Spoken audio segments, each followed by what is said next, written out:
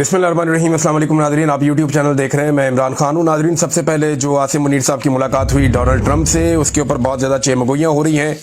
Indian media ने ये report किया और कुछ दीगर सोर्सेज भी ऐसा क्लेम कर रहे हैं, लेकिन इस खबर की अभी तक तस्दीक नहीं हो सकी कि अमेरिका पाकिस्तान से अड्डे चाहता है। देखें, ये अमेरिका की एक पुरानी ख्वाहिश है और वो ये चाहता है कि जब भी उसकी किसी के साथ लड़ाई हो तो सारे उसकी सपोर्ट के अंदर आ जाएं। लेकिन इस मरतबा सूरत हाल उतनी आसान नहीं है।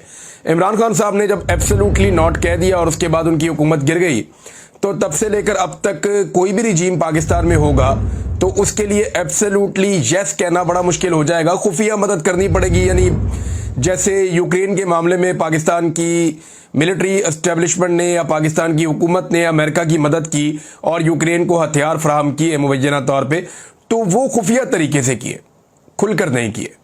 खुफिया तरीके करने से आपको पता है कि वो, क्योंकि इमरान खान साहब एब्सोल्युटली नॉट कह चुके थे, तो फिर खुलकर कर ही नहीं सकते थे। क्योंकि अगर खुलकर करते तो फिर इमरान खान साहब की पॉपुलैरिटी पहले ही आसमान के साथ लग रही है। तो इमरान खान साहब बड़ी मुश्किलात पैदा कर गए हैं आने वाले हुक्मरानों के लिए। जितनी मजबूती से और जितनी बहादुरी से उन्होंने अपनी खारजा पॉलिसी को चलाया था। अब मामला यह है कि आसिम मुनीर साहब की और डोनाल्ड ट्रंप की जो मुलाकात है उसके बीच में क्या बातें हुई, ये हम क्लियरली तो नहीं जानते। सिर्फ उतना जानते हैं जितना डोनाल्ड ट्रंप ने बताया है। इंडियन मीडिया ने जो चीज़ें बताई, इंडिया के मीडिया के नाम भी ऐसे हैं बीच में कुछ मीडिया के अखबारात के, कि ऐसा लगता है जैसे यूरोपियन या अमेरिकन हैं। लेकिन उसके बाद जब मैंने तहकीक की तो पता चला ये तो सारे इंडियन मीडिया निकला है। तो इंडियन मीडिया ने तो ये कहा कि वो पाकिस्तान से अड्डे मांग रहे हैं, लेकिन मेरे ख्याल में ऐसा नहीं है। मेरे जो अपने सोर्स ने बताया था कि इंटेलिजेंस शेयरिंग एक ऐसी चीज़ हो सकती है जो अमेरिका से पाकिस्तान को बड़े पैमाने पे ईरान के हवाले से दरकार होगी। तो ये तो एक मेरा सोर्स है, उन्होंने मुझे बात बताई थी। लेकिन इससे ज़्यादा अभी कुछ आइडिया नहीं है। भारतीय मीडिया ज़राए के हवाले से खबरें दे रहा है। हम अमरीकी मीडिया का इंतज़ार करेंगे कि अमरीकी मीडिया इसके ऊपर क्या कहता है। बहरहाल डोनाल्ड ट्रंप ने जो 2-3 चीज़ें उठाई, एक तो उन्होंने कहा जी इंडिया पाकिस्तान के मामले में जंग ना करने पे उन्होंने आसिम मुनीर साहब का शुक्रिया अदा किया। अमेरिका कहता है जंग ना करने पर, हमने जंग जीतने पर आसिम मुनीर साहब को फील्ड मार्शल बना दिया। लेकिन एक्चुअली जो पाकिस्तान ने जिसको जंग कहा है वो एक्चुअली जंग तो थी ही नहीं। वो तो एक हल्की फुल्की मौसीकी थी जो दोनों मुल्कों के बीच में हुई है।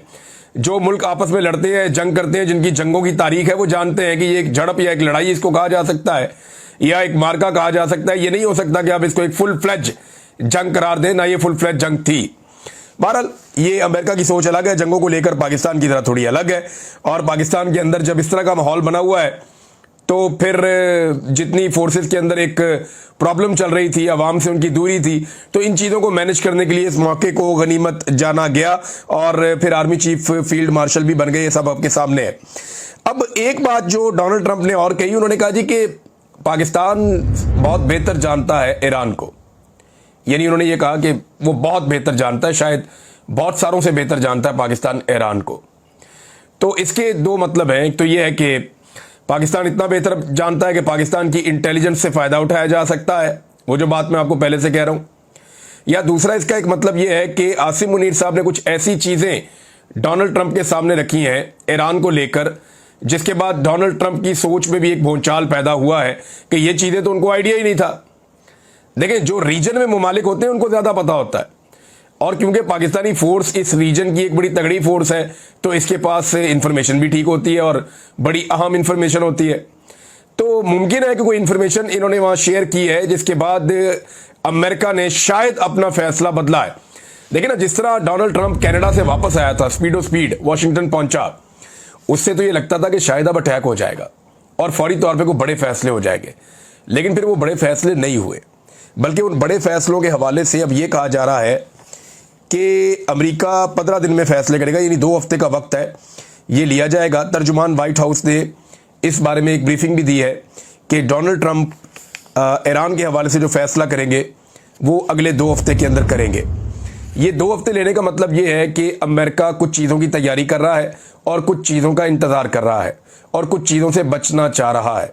ये क्या है ये मैं आपको बता देता हूँ, लेकिन पहले आप ये देख लें कि एक बात और जो डोनाल्ड ट्रंप ने कही वो ये कही कि ईरान के मामले पर आसिम मुनीर ने मुझसे इत्तफाक किया है। यानी ये बात उन्होंने कैटेगोरिकली और क्लियरली कही कि इस पे इत्तफाक किया। अब इत्तफाक किस बात पे हो सकता है? देखें, डोनाल्ड ट्रंप की जो बातें हैं उन्हीं से इत्तफाक हो सकता है ना। वो कह रहे जी मुझसे इत्तफाक किया है, तो फिर हम देख लेते हैं डोनाल्ड ट्रंप क्या कहते हैं जिससे वो इत्तेफाक कर सकते हैं। नंबर 1, डोनाल्ड ट्रंप कहते हैं कि जी ईरान के पास एटमी कुव्वत होने का कोई जवाब नहीं है, इनके पास एटम बम नहीं होना चाहिए। वो ये कहते हैं कि इनके जो मिसाइल प्रोग्राम है वो लॉन्ग रेंज मिसाइल इनके पास नहीं होने चाहिए। वो ये समझते हैं कि ईरान खित्ते में दहशतगर्दी फैलाता है और दहशतगर्द तंजीमों को सपोर्ट करता है उनके बकौल, तो ये ईरान का किरदार नहीं होना चाहिए। फिर वो ये समझते हैं कि ईरान के अंदर जो मौजूदा रिजीम है वो एक बहुत बड़ा खतरा है, तो रिजीम ही चेंज कर दिया जाए। ये सारी ऑप्शन है। या फिर ईरान को फौरी तौर पे एक ऐसे मुआहदे का हिस्सा बनना चाहिए जहां पे वो ये लिख कर दे दोबारा से, जैसा कि बराक ओबामा के दौर में लिख कर दिया था, उसी तरह ईरान ये लिख कर दे कि वो किसी भी किस्म का एटम बम नहीं बनाएगा। देखिए, अमेरिका 2 चीज़ें चाहता है। टोटल सरेंडर का मतलब यह है कि आप एटम बम भी नहीं बनाएंगे और आप लॉन्ग रेंज मिसाइल्स भी नहीं बनाएंगे। मिसाइल के मामले पे ईरान नहीं मानेगा और उनको मानना भी नहीं चाहिए। लेकिन अभी जिस तरह की सूरत हाल का उनको सामना करना पड़ा, अगर उनके पास मिसाइल ना होते तो ईरान घुटनों पर आ जाता। एयरफोर्स उनके पास है नहीं, दिफाई निज़ाम उनके पास उस तरह का है नहीं, जिस दुश्मन से उन्होंने लड़ना है वो 2000 किलोमीटर दूर से मार रहा है, तो कैसे मुमकिन था कि ईरान जवाब दे पाता। ईरान जवाब देने के काबिल तभी हुआ जब उसके पास था लॉन्ग रेंज मिसाइल सिस्टम, जिसको उसने गुज़िश्ता चंद दिनों में, जुम्मे के दिन से जब से ये अटैक हुआ है तब से लेकर अब तक ईरान ने जो अपना सिस्टम है उसको 14 मरतबा एक्टिवेट किया है। ये अब तक जो ईरान ने किया है 14 मरतबा इसको एक्टिवेट किया और 14वां राउंड उसने मुकम्मल किया है अपने मिसाइल हमलों का।